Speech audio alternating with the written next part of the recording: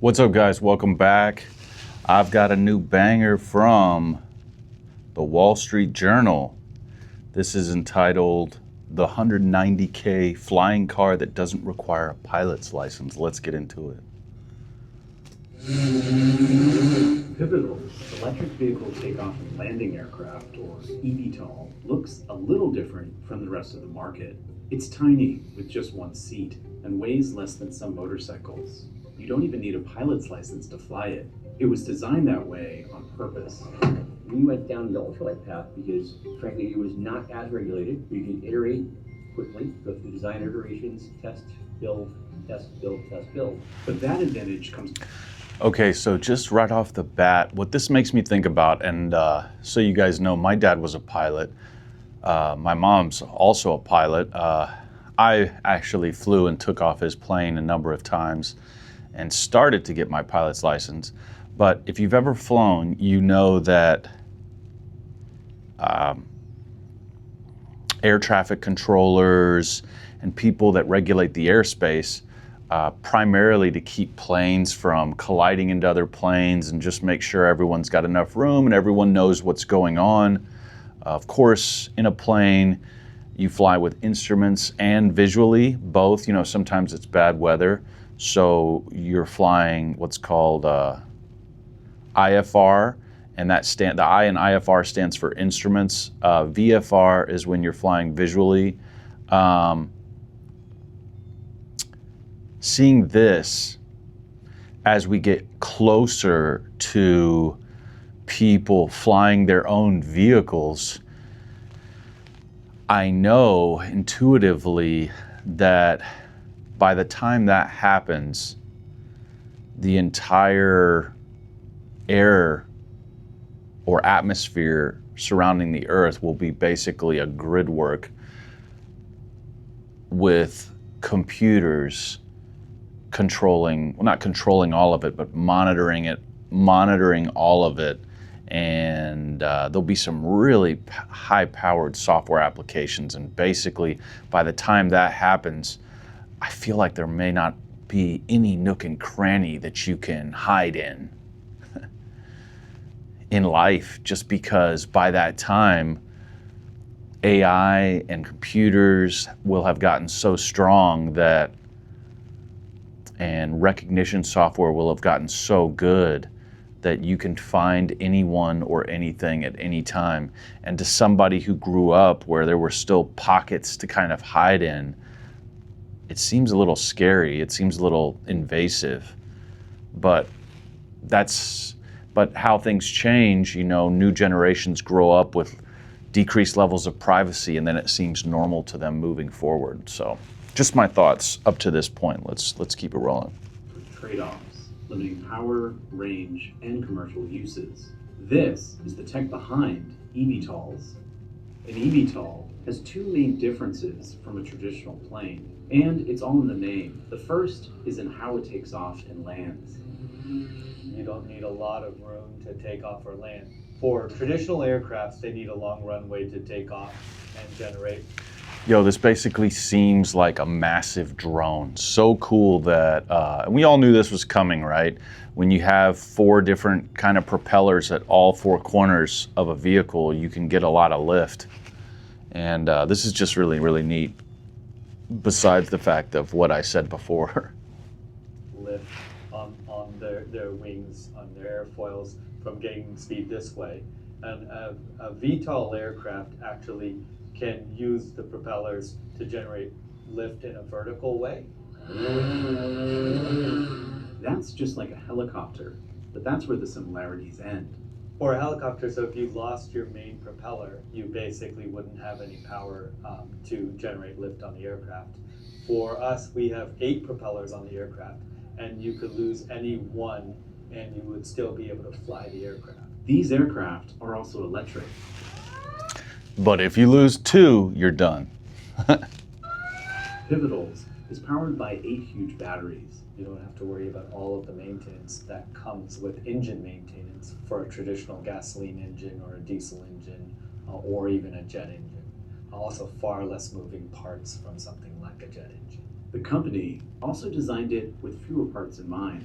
Most This seems really, really cool, and I hope they normalize like a backpack, a very simple backpack that you can wear that has a parachute in it. I know, you know, that's already available for kind of more military grade pilots and that type of thing, but this seems like off rip really, really cool because maybe you're flying at a lower altitude.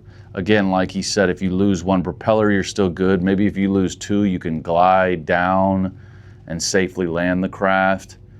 It just seems like a lot of the things with flying that make it dangerous are being removed. You know, fewer parts means you can check it more easily and less things can go wrong, and you can kind of, in your mind, know where there's problems very easily because there aren't as many things that can go wrong, so you can stay on top of it better. And the fact that you don't need a runway, you could just literally lift this thing out of your backyard and start flying it. You could fly over to your friend's house and get all the benefits of flight, meaning creating your own road, right? Because in the air, there's no road, so you can just take whatever shortcut you want. You can take the shortest distance between 2 points, a line. You can just go straight that way. And super, super cool. eVTOL construction that I've reviewed in detail are far, far more complex. And that creates additional cost. It creates additional weight. It creates a challenge for reliability because each of those is a moving part that can fail. Pivotal says its eVTOL has 12 control surfaces, or the parts that allow a pilot to control how an aircraft flies. 8 of them are the propellers, and the other 4 are these elevons, which provide pitch, roll, and altitude control in the air. And with AI, Oh, you can do ad. so much more than sales data.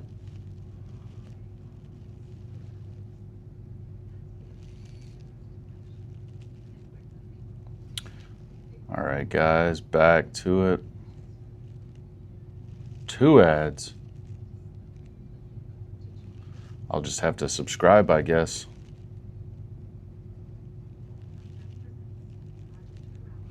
Bear with me, guys. Boom, here we are. Another design choice gets rid of even more moving parts. Once airborne, the entire aircraft tilts to fly forward. Traditionally, for a lot of electric vertical takeoff and landing aircraft, they will tilt either the wing set or some of the propellers, or they will have propellers that are designed primarily to help you with cruise flight, or propellers designed for vertical lift. The tilt aircraft allows us to use the same propellers to provide vertical takeoff and cruise blown lift. As it takes off, the entire aircraft tilts back, thrusting the pilot from sitting upright to lying flat. Then the pilot can initiate cruise mode, which tilts the aircraft forward so it can move horizontally up to 63 miles per hour. Pivotal's aircraft don't require a pilot's license to fly because of its FAA ultralight aircraft classification.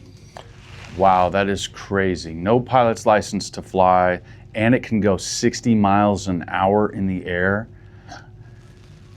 It's the Wild West since you know, over the last 200 years or last 100 years, we just keep moving forward, and we're just making it up as we go, folks. So this is really, really interesting. Prospective pilots take a 2-week training from the company itself, which includes time. Just saying, I have got to do this. This actually seems super, super cool. I hope that, I'm hoping to buy a house soon, and in the next couple of years, hopefully when I get that house, I can, in the backyard, get one of these and do this course. I guess we're about to hear about how much this costs, but it's got to be pretty expensive. I imagine the craft and the course, it's got to set you back, like, I'm just going to stab at it right now. It's got to set you back at least, and this is a huge range, but 25 to 50,000. In a simulator. The Wall Street Journal's auto columnist, Dan Neal, underwent pilot training in September. It was an investment of actually a couple of weeks of training there at Palo Alto in their offices, much of which I spent being really motion sick. Still, After the training, and with no prior flying experience, he was in the air. That was a big one. But my confidence level when I got into the machine was such that I could actually have a good time. It feels that easy because the pilot doesn't have to do most of the flying. The aircraft is largely controlled by the company's software. Takeoff and landing is largely autonomous. Once in the air, the pilot controls speed, direction, and altitude using one of these joysticks. The thumbstick here. Why is this giving me a little bit of the submarine vibes? I forget what the submarine was called, the one that imploded and killed everybody that was used with the PlayStation controller. I don't know, but just like AI has come along, ChatGPT, and people are self-deleting themselves, based on AI coaxing them into it when they have some kind of desire of it. This seems, or people with a PlayStation controller and a sub that was already kind of that needed repair, and the integrity of the hull was already having problems in previous missions, and humans just didn't want to fix it. This seems, which was the problem with, what was it called? The submarine. So that submarine that got crushed, that imploded, apparently the hull needs to be inspected and repaired or replaced every so often, because as it goes down to deep depths, the integrity gets compromised, almost like a can being crushed. And the more times you put pressure on a can and crush it, the easier it becomes each time. And the guy who ran the company just made an executive decision that it didn't need to be repaired, and that was all she wrote. So I don't know, the way he's moving that plastic glass, it looked like plastic that was covering the pilot. It just seemed very, very cheap. I mean, I think it'll eventually get that way anyway, and it'll serve all the purposes, but just a little scary, right? People want to fly so bad that they just get in these little crafts that have, cheap material, and then all of a sudden, next thing you know, they're dead. And it just seems like the juice ain't worth the squeeze. Lets you go up and down in terms of elevation off the ground. The joystick going up and down allows you to tilt the aircraft. To control the aircraft's stability, Pivotal software relies on a variety of sensors. So we have the pitot tubes that allow us to get to the air sensors in the flight electronics, and so those are letting us know what the wind speed and the air pressure is. Inside, behind the pilot, there's that. Just so you guys know, because maybe you didn't grow up with pilots for dads or moms, those tubes, I guess he called them pitot tubes. I've never heard that term, but what they are is a little metal tube that's got a hole in it that kind of measures the wind speed, like he said.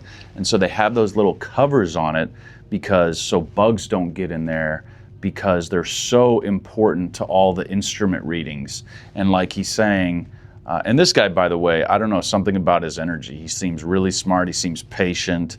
He doesn't seem like the type to be reckless. But those tubes over there, and that's just a gut feeling, but those tubes over there, you just want to make sure nothing happens to those tubes. You know, a lot of people that don't go through flight school may not understand how important it is to be absolutely vigilant about every single instrument and piece of machinery in that craft. I remember flying with my dad. He religiously and meticulously checked everything all the time because it was a matter of life and death. Actually, 3 flight controllers. We have GPS sensors and a variety of other sensors that allow the aircraft to understand where it is in space and what's going on with the environment around it. It's using that information to understand how to change the speed of the propellers or to move the elevons based on what's happening around it. So for example, the aircraft will keep itself in the same position even when there's high winds or no winds. And so it's using the wind measurements to ensure that it's still holding its location. Pivotal's eVTOL starts at 100. Beautifully designed. And that guy's glasses were almost like this, like a bigger, like a crazier shape than octagonal. They had all these. So obviously he's a very creative and smart guy. With the elevons, those are the things on planes that move up and down to control the altitude, and just a beautifully created craft. If the Wright brothers could see what we're doing now, I think they would just be so proud and so happy. This is amazing, in my opinion. $90,000. Oh, I would say it's like so I was way off. I was hoping that it would be more affordable, but $190,000, I kind of missed what he said right before that, but that's crazy. I imagined it would be a lot. Sold and delivered 5 aircraft in early access. That's ahead of a lot of the industry in the US, thanks to the lack of regulation the company faces with an ultralight aircraft. But to qualify for that category, the aircraft, excluding certain safety devices, needs to stay under 254 pounds. See, that's what they're doing. They're able to, their niche. So if any regulation comes in, this could really kill this aircraft, because like if they started selling a lot, I imagine more legislation would get passed on this, because 250 pounds is incredibly light. And that's why there's no regulation, because we've never seen a craft like this that is so light that's able to be flown. But you can rest assured, or at least in my opinion, if everybody started getting this craft and they figured out that paradigm, boy, they would really need to regulate, because there would be a lot of people just flying around, and it would be like driving a car on steroids, because now you've got, you know, instead of just forward and backward, you've got up, down, left, right, forward, backward, that you can go with this craft. So look, when you have an airport and commercial airlines, it takes a lot of people to coordinate all of these planes. And just imagine if you had everybody in your neighborhood flying these things. That would be crazy, because if you're going 60 miles an hour and you're 60 feet up in the air or 200 feet up in the air, that's not going to be a pretty collision. I mean, it's going to be even worse than a car crash. With parachute and flotation devices included, Pivotals comes to 348 pounds. We make trade-offs all the time. We have to not put things in the aircraft we'd love to put in. We have to be very choosy about, radios, about beacon lights, navigational lights, or anti-collision lights. We don't have extra airbags or any number of other things that you could enhance the aircraft with to make it even more survivable in the event of a crash landing. The other big sacrifice, its range and flight time. The batteries on these eVTOLs can only support around a 20-mile or 20-minute flight. It's very mission limited, because we're trying to squeeze into a 300 and some odd pound weight envelope. While a 20-minute flight might make sense. See, and it's just crazy, because imagine if they could include everything they wanted to, the craft could be like 700 pounds, but then all of a sudden you're subject to all the regulations of a regular plane, and basically you can't fly that thing anymore, because now you got to have it at an airport or whatever all those regulations are. As for Joyride, that poses a significant hurdle for the company's commercial goals, like supporting emergency services. And while the FAA allows ultralight aircraft to fly in uncontrolled airspace, it also bans flying over any congested area. In other words, almost anywhere people live and gather. The company says it expects to have a path to FAA certification for a larger eVTOL in the coming year or two. Pivotal is also evaluating how the aircraft can be used in the military, but it acknowledges significant tweaks would be needed, like making it hybrid instead of just electric. That would increase the aircraft's range. The number one mission in our mind is contested logistics, and that is having a fleet of aircraft that are capable each of carrying 2,000 pounds or more, 300 miles or more, and can do it with the cargo on board, or can do it with the cargo slung below the aircraft. But that's a long way away. For now, even recreational pilots, a big part of Pivotal's market, I think it's less than 5 years away, to be honest. And it's super cool. They're obviously trying to get into every area, like any business. looking to keep their operations going and not get pigeonholed into one area in case, you know, for sure they've already thought about if the FAA comes along and regulates ultralight aircraft even more, they could be screwed. So what they need to do is keep developing on all fronts, make stuff that the FAA that could be above an ultralight or way heavier than an ultralight aircraft that would be subject to more regulation, and see what they can do there. So this is very, very cool. Or skeptical. One thing aviators, flyers have said to me by way of pushback, said, yeah, okay, you don't need an airport, but it can't go far enough to take me anywhere I want to go. But if the company expands beyond the ultralight category, that could change. What we're doing is we're perfecting a platform that's got some room to scale that will actually become in a different implementation, likely using the same flight computers, many of the same sensors, the same architecture of motors, same overall architecture of the aircraft, a larger type certified aircraft.